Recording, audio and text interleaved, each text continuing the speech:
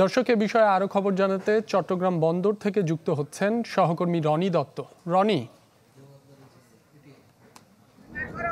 রাবি, এই মুহূর্তের যে পরিস্থিতি সেটি যদি আপনাকে দেখায় যে যারা নাবিকরা রয়েছেন তারা কিন্তু তাদের যে সংবর্ধনা শেষে তারা এখন গাড়িতে উঠে গেছেন, তারা অর্থাৎ তারা তাদের পরিবারের কাছে ফিরে যাচ্ছেন। সেই তারা কিন্তু প্রত্যেকটা যেখানে দুইটি বাস রয়েছে, দুইটি বাসে কিন্তু তাদের স্বজনরা সহ তারা কিন্তু এখানে উঠেছেন। আমরা যদি একটু সামনের দিকে দেখানোর চেষ্টা করছি, তারা তাদের এই বাসটিতে করে তারা তাদেরকে যে স্বজন যাদের আছে বা তারা এখানে আছেন তাদেরকে সেখানে পৌঁছে দেওয়া হবে।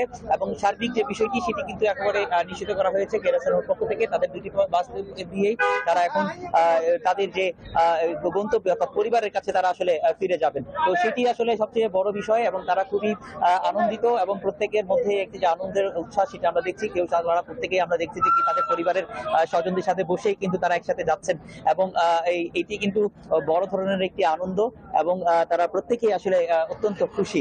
তো আপনি নিশ্চয়ই এখানে নাবিক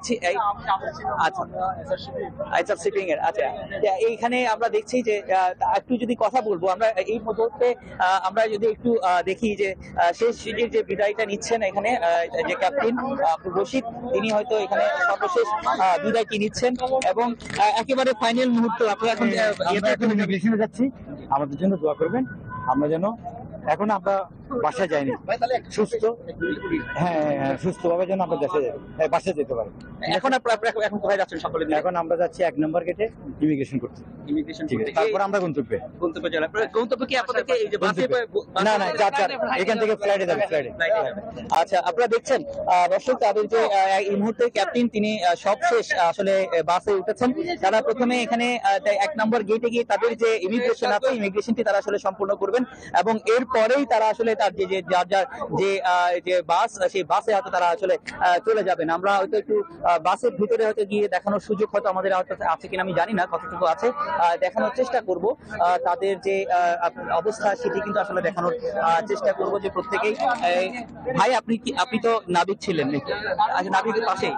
আচ্ছা, তো একটু যদি ওনাকে একটু যদি দেখে আসেন, একটু কেমন লাগছে আসলে যে যেতে পেরে?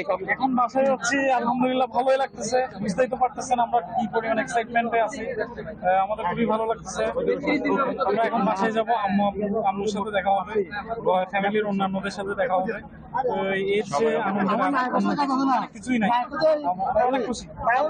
দেখানোর চেষ্টা করছি এবং তারা তাদের অভিব্যক্তি সেটি কিন্তু আসলে বর্ণনা করছিলেন যে তারা এই যে এতদিন পর আসলে বাসায় ফিরতে পারছেন এবং সেটি আসলে আনন্দের বিষয়। এবং আপনারা জানেন যে প্রত্যেকের মধ্যে একটা ঈদ আনন্দ, সেই ঈদ আনন্দটা কিন্তু আছে এবং তারা একটা বিভীষিকাময় একটা দিন পার করেছেন। প্রত্যেকেই অস্থির মুখে ছিলেন, কখনো জানতেন না যে আসলে কি হচ্ছে। এই একটি সময়টা পার করে যখন নিজের দেশে এসেছেন, স্বজনদের সাথে দেখা হয়েছে, নিশ্চিতভাবে এটি একটি তাদের জন্য একটি খুশির ঈদ। সেই ঈদের একটি আনন্দ তারা কিন্তু উপভোগ করছেন। আমরা আশা করছি যে তারা তাদের পরিবারের কাছে নিরাপদে পৌঁছে যাবেন, যেহেতু এতদূর একটা গন্তব্যে তারা কিন্তু এসছেন। তো সেইটার ক্ষেত্রে তারা নিরাপদে হয়তো তারা পৌঁছে যাবেন। এখানে আরেকটি গাড়ি হয়তো আমরা দেখছি। তো একইভাবে এখনকার যে অবস্থা, যে আমরা এখানে দেখেছি যে স্বজনদের যে আবেগ, একে অন্যের সাথে যে জড়িয়ে ধরা আবেগ, কান্না এবং যে খুশির যে বিষয়, সেগুলো কিন্তু আমরা আসলে দেখেছি। এই মুহূর্তটা আসলে আবেগঘন মুহূর্তে প্রতিটা বন্দরের প্রত্যেকে কিন্তু আবেগঘন মুহূর্তে আবেগ আপ্লুত হয়ে পড়েছেন। তো এই বন্দর কর্তৃপক্ষ একটা সংবর্ধনা দেওয়ার চেষ্টা করেছেন এবং যে সংবর্ধনা দিয়েছেন এবং পরবর্তীতে এসআর যেই কেএসআরএম গ্রুপ তারা কিন্তু একটা সংবর্ধনা দিবেন তাদেরকে। 12 দিন পর তারা একটা গেট টুগেদার মতো করবেন, সেখানে তাদেরকে সংবর্ধনা দিবেন। তো এই ছিল এখানকার সবচেয়ে। রনি, আপনাকে ধন্যবাদ।